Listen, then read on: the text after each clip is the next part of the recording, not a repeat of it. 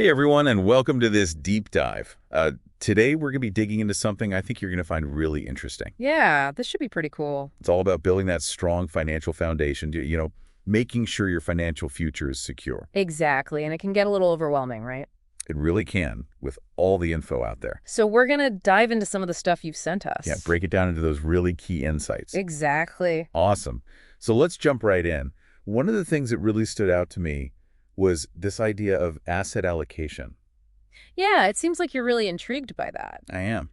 And for good reason, too. It's kind of a core concept when it comes to building wealth over the long term. I see that. And the material you sent actually does a great job of explaining it. Yeah, I noticed that they keep using this analogy of building a financial house. Right. I'm curious to see where they go with that. Well, they really use it to explain how different types of investments, stocks, bonds, real estate, even things like precious metals. They're like different rooms in your house. Okay. Each room has a specific purpose, right? Yeah. Like each type of investment plays a different role. In your overall portfolio. Exactly. So you're saying it's like you wouldn't put a bathtub in your kitchen. Right. You wouldn't put all your money into one single risky stock. Yeah, that's a great way to put it. And actually, Exhibit 3.1 in this material, it outlines those major asset classes. Okay. And explains like why you might want to consider them. I like that. So it's not just throwing money at whatever's hot at the moment. Right. It's really about strategically building a portfolio that reflects your goals, your risk tolerance. Yeah, so your own individual needs, not just following the crowd. Exactly. And just like building a house, it's a process. Okay. It takes time. You need a plan. Right. And that's where the idea of strategic versus tactical asset allocation comes in. Okay, so that's where I start to get a little fuzzy. Okay. What is the difference between those two? Think of it this way. Strategic asset allocation is like your blueprint, your long-term plan Okay. for how you want your portfolio structured. Mm-hmm. It's about setting target percentages for each asset class Right. based on, your time horizon, risk tolerance, financial goals. So if you are a long-term investor, Right. you can handle a little more risk. Yep.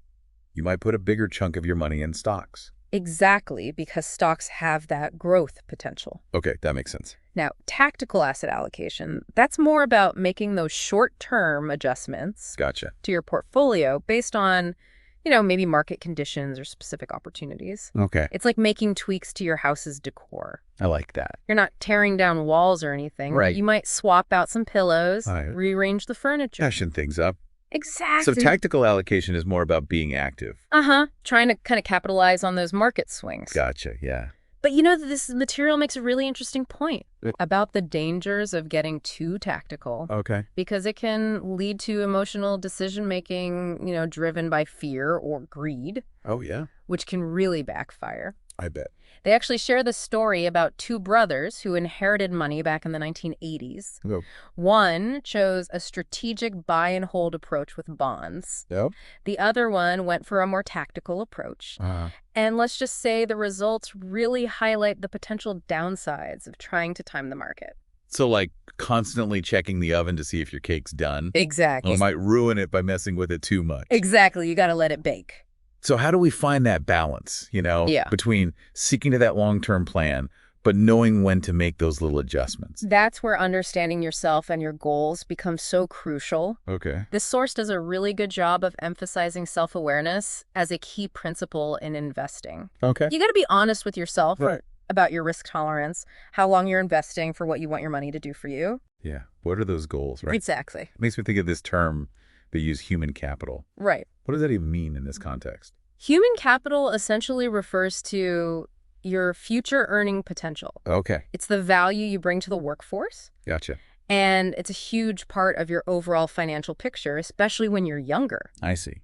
They actually include a visual in this material. It's Exhibit 11.1, Okay. and it shows how your human capital decreases over time as you get closer to retirement, while your need for financial capital increases. Makes sense. So it's like this balancing act. Yeah. So someone with a high earning potential, they might be more comfortable taking risks. Yeah, because they have time to recover from Yeah. those potential losses. Makes sense. But again, it comes back to those individual goals. Right. Comfort levels. There's no one-size-fits-all approach. Exactly. Now, something else that caught my eye Uh-huh. was this idea of reversion to the mean.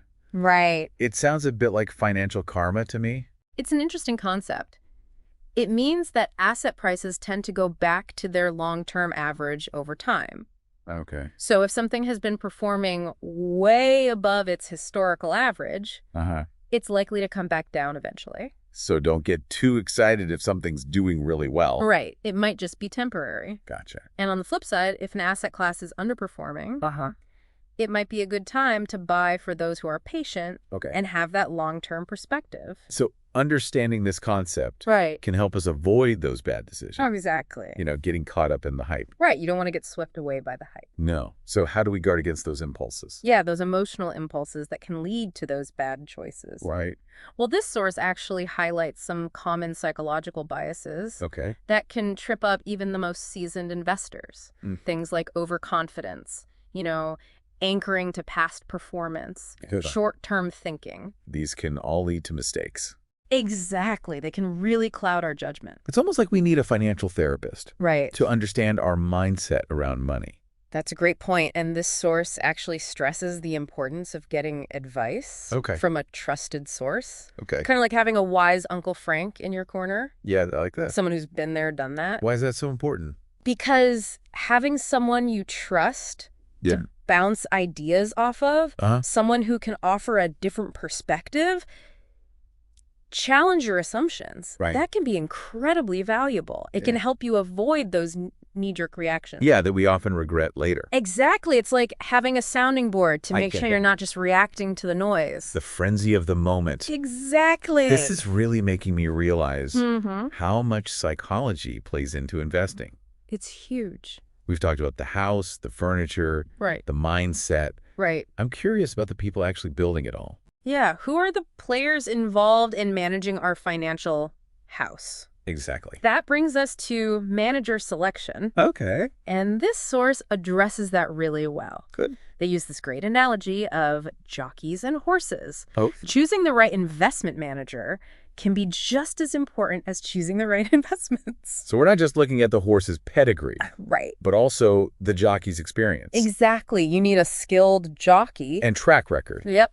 And some horses are more dependent on that jockey's skill than others. Exactly, like hedge funds or emerging markets. So that's where due diligence comes in. Absolutely, you got to do your research. What should we be looking for when we're evaluating these potential jockeys? Well, this source suggests asking key questions about their experience, their investment philosophy, track record, and fees. It's like interviewing for a crucial position on your financial dream team. Exactly. You want to make sure they're a good fit. Right. And you want to make sure their approach aligns with your goals. Absolutely. Your risk tolerance. And your values. Yeah, for sure.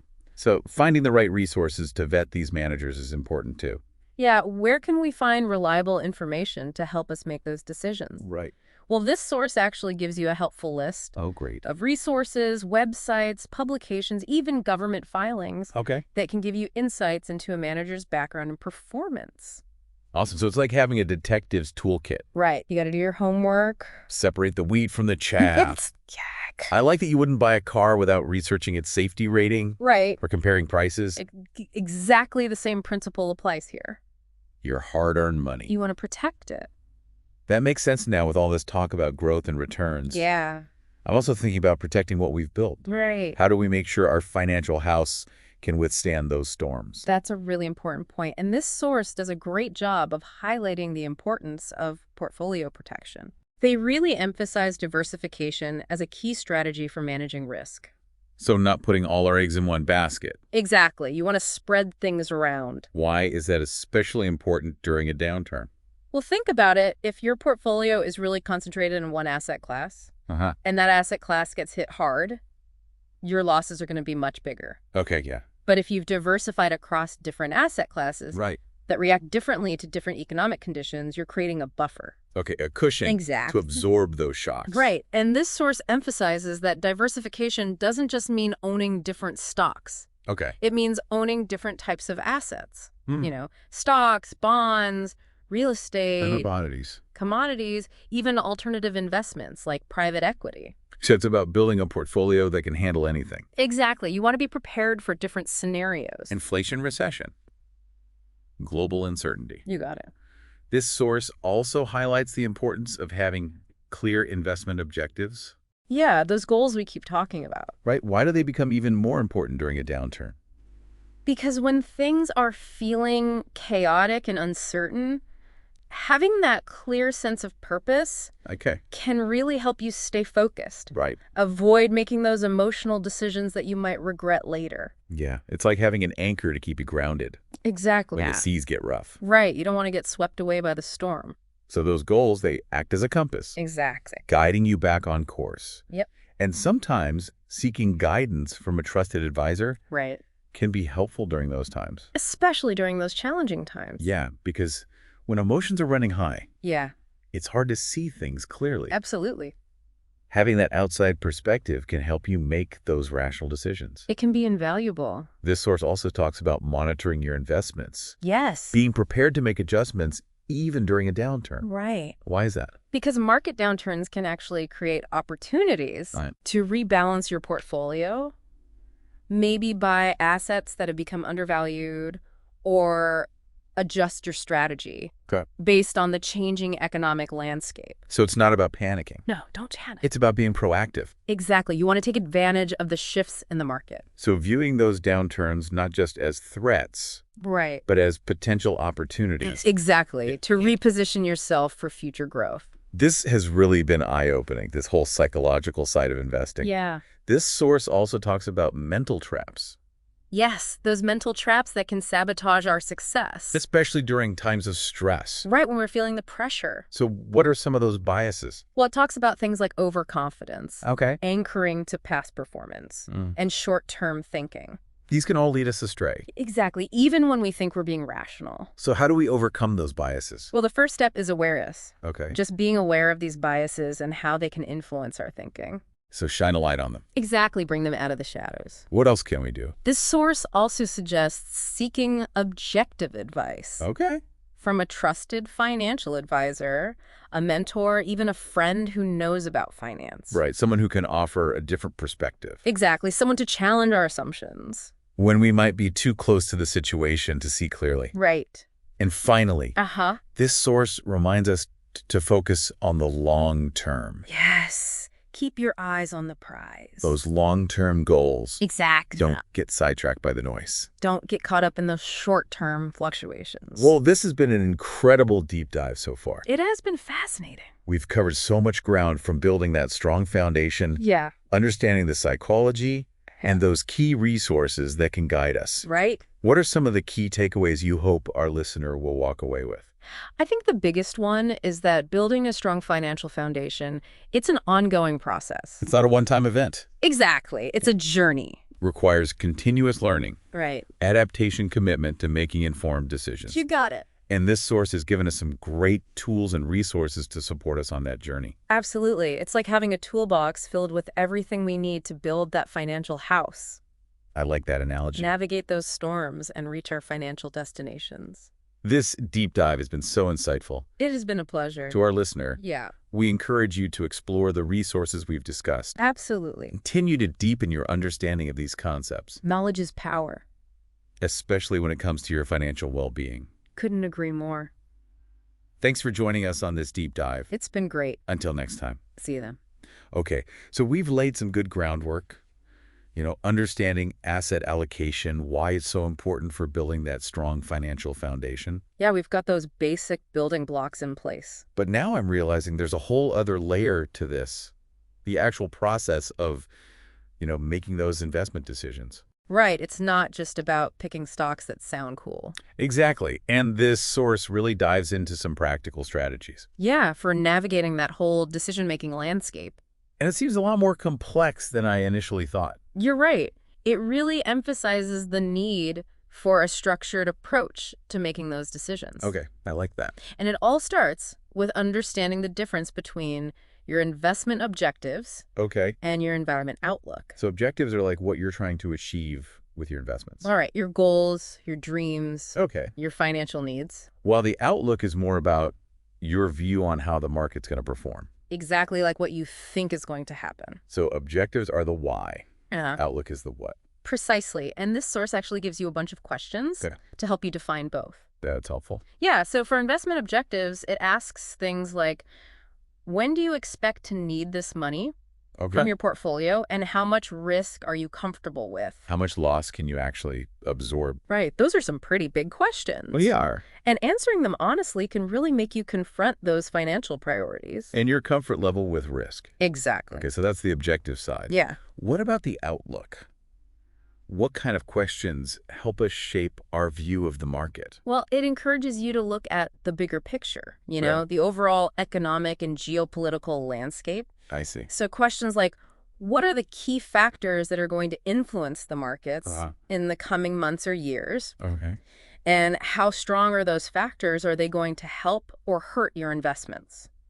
Okay. It even asks you to think about potential risks to your plan. Okay. Like, what if inflation spikes or interest rates go up? So it's not just about understanding the market in general, No. but also those specific risks that could impact your portfolio. Exactly. And the source stresses that these risks are constantly changing. Oh, wow. So what might have been a safe bet a year ago could be a whole different story today. It's like checking the weather forecast before you go on a hike. That's a great analogy. Conditions can change quickly. Right. You want to be prepared. You got to be ready for anything. Okay, so once we have a good grasp on our objectives and our outlook, Right. then what this source suggests, moving on to evaluating specific asset classes. Right. Okay, so what are some of the key questions we should be asking ourselves? Well, it encourages you to really dig into the fundamentals of each asset class. Uh-huh. So questions like, what makes this asset class attractive right now Okay. in the current market environment? Uh-huh. And what are the risks involved? Sure. How do those risks align with my own risk tolerance? So we need to understand both the potential upside and the potential downside, Exactly. and how that aligns with our own comfort level with risk. Right. It's not just about the potential rewards. Okay. You got to consider the risks too. And it goes beyond just looking at the asset class in isolation, right? Yeah, you got to look at the bigger picture. That whole context of our portfolio. Exactly. So questions like, how will adding this asset class affect my diversification? Okay. And how does it correlate with the other things I own? So will it add balance and stability, or will it make things riskier? Right. You want to make sure it all works together. It's like making sure each piece of furniture fits in the room. I like that and contributes to the overall design. It all to flow. Exactly. This source is all about encouraging that holistic approach. Yeah, that makes sense. You got to be informed. You got to think about everything. It's about being a more thoughtful investor. Yeah, not just jumping into things. Okay, I like that. Now, this source also introduces us to some of the big names, Yeah. right, the thought leaders who've shaped this whole field of asset allocation. The pioneers of investing. Like a who's who of financial wisdom. It really is. It highlights people like Charles Ellis, Peter Bernstein, William Sharpe, David Swensen, Martin Leibowitz. Wow, that's a lot of brain power. Yeah. What were some of their key insights that we can learn from today? Well, Charles Ellis, for example, he's all about taking that long-term perspective. Okay. Don't overreact to those short-term market swings. Easier said than done. I know, right? But he really encourages us to stay focused on the bigger picture. Okay. His book, Winning the Loser's Game, Mm-hmm. it's got some great strategies for not just surviving, but thriving in the market. So it's about recognizing that market volatility is just part of the game, Exactly. It's going to happen. and trying to time those swings can really backfire. It usually does. Okay, so patience and discipline are key. Yeah, those are the virtues of successful investing. And Ellis gives us a framework for developing those qualities. Exactly. He lays out a path. Okay, now what about Peter Bernstein? Peter Bernstein, he's known for his work on risk management. Okay. He says that understanding and managing risk is just as important as seeking returns. So it's not just about chasing those big gains. Right. You got to protect what you have. You got to minimize those potential losses. His books Against the Gods and Capital Ideas, Yeah. those are classics. Go into those concepts in more depth. They really delve into the intricacies of risk. And seeing how these experts' ideas are all interconnected. They build on each other. Now, this source also mentions William Sharpe Right. and his work on asset pricing models. Yeah, he's a legend. What exactly did he contribute to the field? Well, Sharpe's work led to the development of something called the Sharpe ratio, Okay. which is a way to measure risk-adjusted returns. So it tells us if the returns we're getting are worth the risk we're taking. Exactly. It's all about finding that balance. So, okay, like, is the juice worth the squeeze? That's a great way to put it. Now, this source also highlights David Swensen. Oh, yeah, the Yale endowment guy. Rad. He's known for his success managing that. He's like a rock star in the investing world. What's his secret sauce? Well, he's a big believer in diversification, Okay. but not just across different asset classes. Yeah. He also diversifies across geographies and investment styles. Makes sense. He really emphasizes finding those less conventional assets Okay. that don't move in the same direction as the U.S. stock market. So finding those assets that zig when others zag. Exactly. You want to smooth out those bumps in the road. And another expert mentioned is Martin Leibowitz. Right. What did he focus on?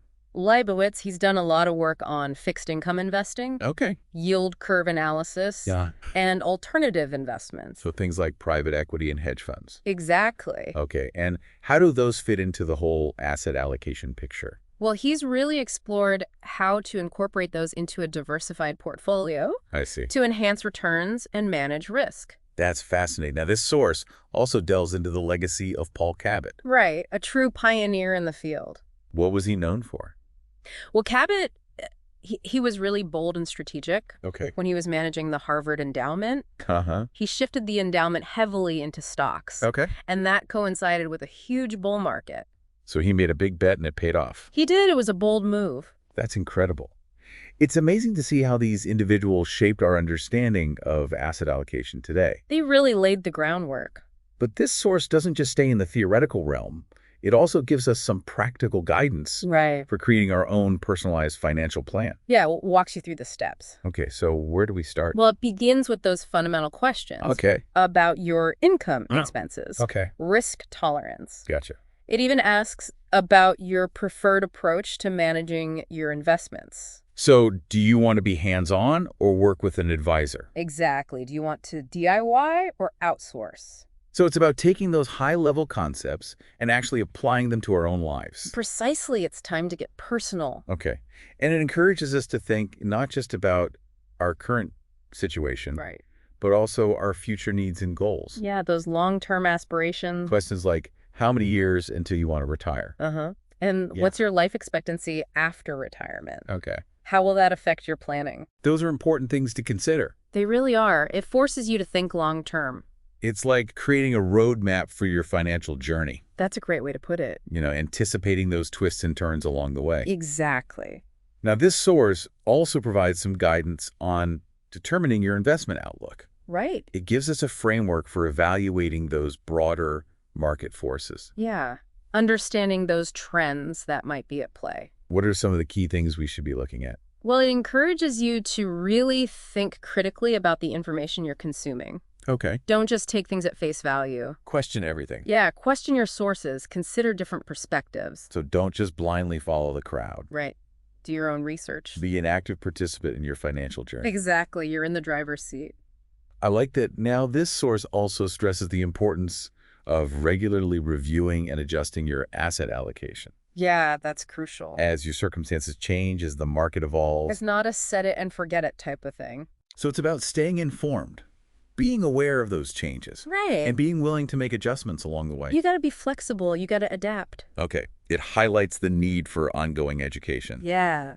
You should never stop learning. Seeking out reliable sources of information. Yeah. And just continuing to expand our understanding of this whole financial world. It's a lifelong journey. This source also provides a helpful list of books and other resources Oh, yeah, that's a great resource. that can help us deepen our knowledge. There's some fantastic books on that list. Okay, I'm definitely adding a few to my reading list. I think you'll enjoy them. Now, this source also mentions something that's relatively new in the investing world, Okay. exchange-traded funds, or ETFs, Right. and how they've really democratized access to a wider range of asset classes. Yeah, ETFs have been a game changer. So how have they made things more accessible?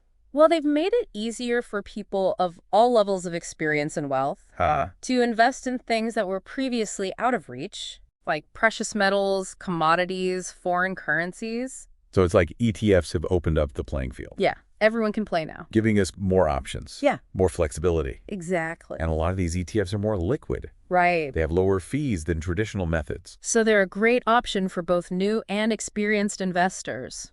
That's awesome. It's amazing how technology has changed the way we invest. It really has. Now, this source also encourages us to tap into our personal network as a source of information and insights. Yeah. Talk to people. It's like crowdsourcing financial wisdom. Exactly. What are some of the ways we could do that? Well, you can talk to friends, colleagues. Okay. family members, Uh-huh. go to industry events, And just ask questions. right? Be curious. And learn from the experiences of others. Exactly. You're not alone in this. This source also reminds us of the value of seeking advice from professionals. Yeah, those trusted advisors. Financial advisors, I'm not- mentors. People who can guide us through the complexities. Sometimes we need that objective perspective. We do. Someone to help us see the forest for the trees. Exactly. This source also emphasizes staying informed Yes. about new opportunities, Uh-huh. being aware of those new financial products. Right. The landscape is always changing. So it's about being proactive. Yeah. Don't just sit back and wait for things to happen. Seek out those opportunities that can help us reach our goals. Take control of your financial future. Okay, now this source also talks about evaluating financial advisors. Right. If we choose to work with one, Yeah, you got to do your due diligence. what are some of the key things we should be looking for? Well, it stresses the importance of asking the right questions. Okay, what kind of questions? Questions about their experience, their investment philosophy, Mm. their approach to risk management, and of course, their fees. So it's about making sure their approach aligns with ours Exactly. and that we're comfortable with their style. And that you trust them. Yeah, trust is huge. Now, this source also suggests looking beyond those traditional financial news sources. Right. Don't just rely on the headlines. Where else can we find good information? Well, it suggests exploring industry publications, government reports, academic research. So really digging deeper. Exactly. Get a more well-rounded perspective. Okay, this source really emphasizes the importance of being an active learner, Yes. a critical thinker when it comes to managing our finances. It's about taking ownership of your financial journey, Right. not just blindly following the crowd. And making those decisions that align with our long-term goals. You got it. This has been another incredible deep dive. It has been fascinating. We've covered so much ground We have. from those core principles of asset allocation Right. to the psychology of investing and all those resources that can help us along the way. Yeah. What are your final thoughts for our listener? Well, I think the key takeaway is that building a solid financial foundation, it's an ongoing process. It's a journey. It is, It requires continuous learning, adaptation, commitment. and it's a journey worth taking. We've talked about building that solid financial house, right? Choosing the right furniture, those asset classes, and even finding the right jockeys to manage it all. But I'm realizing even with the best plans, the most skilled team, there's always going to be those unexpected things, those storms. Right, like those market downturns or big economic shifts. Yeah, things you just can't predict. This source actually talks about navigating those financial storms. I'm curious to see what kind of advice they offer. Yeah, that's a really important part of the equation. This source does a great job of acknowledging that reality, Yeah. We can't control everything.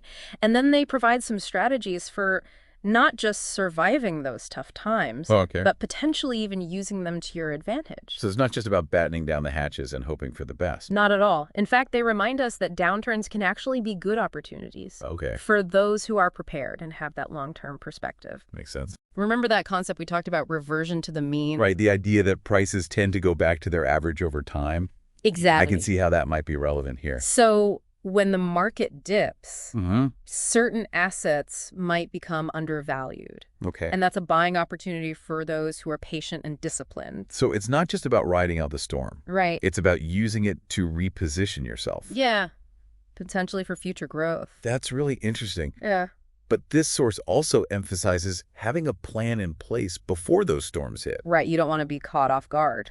So being prepared. Exactly. And they talk about diversification as a key strategy for managing risk during those times. Right, like not putting all our eggs in one basket. Exactly. But why is diversification so important during a downturn specifically? Well, if your portfolio is heavily concentrated in one area and that area gets hit hard, Yeah, you're going to feel it. your losses are going to be amplified. Exactly. Yeah.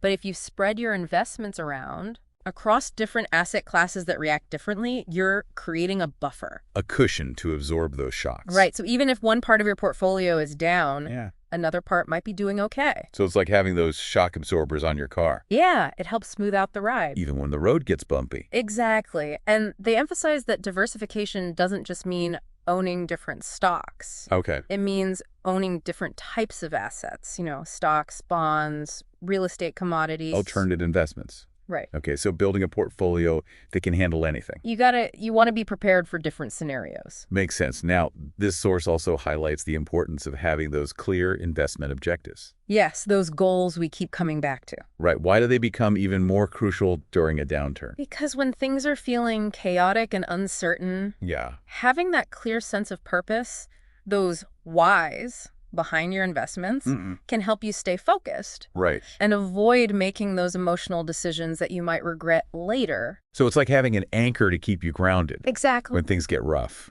Right. You don't want to make impulsive moves based on fear. Your goals, Yeah. they act as your compass guiding you back on course. Exactly. And sometimes seeking guidance from a trusted advisor Right. can be especially helpful during those times. Yeah, because when emotions are running high, it's hard to be objective. Absolutely. Having that outside perspective can really help. This source also talks about monitoring your investments, Yeah, and being prepared to make adjustments. even during a downturn. Exactly, because those downturns can create opportunities Okay. to rebalance your portfolio, maybe buy things that have become undervalued, Okay. or even adjust your overall strategy. So it's not about just holding on for dear life No, it's about being proactive. and taking advantage of those shifts in the market. Exactly. Okay, so viewing those downturns not just as threats, Right. but as potential opportunities. I Exactly. like that now this whole conversation has really highlighted the psychological side of investing. Yeah, it plays a huge role. And this source also digs into some of those mental traps that can trip us up, Right. Those biases that can sabotage our success. especially when we're under stress. Exactly when the pressure is on. What are some of those biases? Well, it talks about overconfidence, Uh, anchoring to past performance, and short-term thinking. So basically those ingrained patterns of thinking that can lead us to make bad decisions. Exactly, even when we think we're being rational. So how do we overcome these biases? Well, the first step is awareness. Okay. Just recognizing that these biases exist and how they can influence us.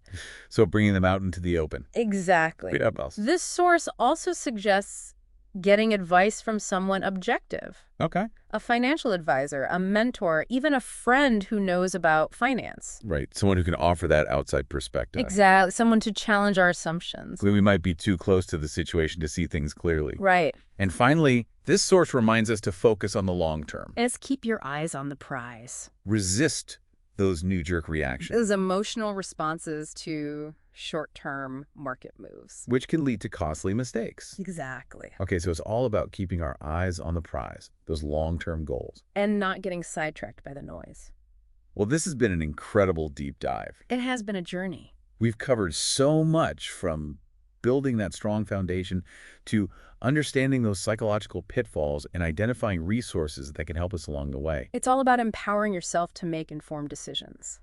What are some of the key takeaways you hope our listener will remember? I think the most important one is that building a strong financial foundation, it's a continuous process. It's not a one-time event. It's a journey that requires constant learning adaptation and a commitment to making smart choices. And this source has equipped us with the tools and the knowledge to embark on that journey, Absolutely. It's like having a roadmap and a toolkit. to help us navigate the financial landscape. Exactly, and reach our destination. This has been so insightful. It's been a pleasure exploring these ideas with you. To our listener, we encourage you to explore those resources we've discussed. Yes, keep learning, keep growing. Remember, knowledge is power, especially when it comes to your financial well-being. And remember, the journey itself can be just as rewarding as reaching the destination. Thanks for joining us on this deep dive. Until next time. See you then.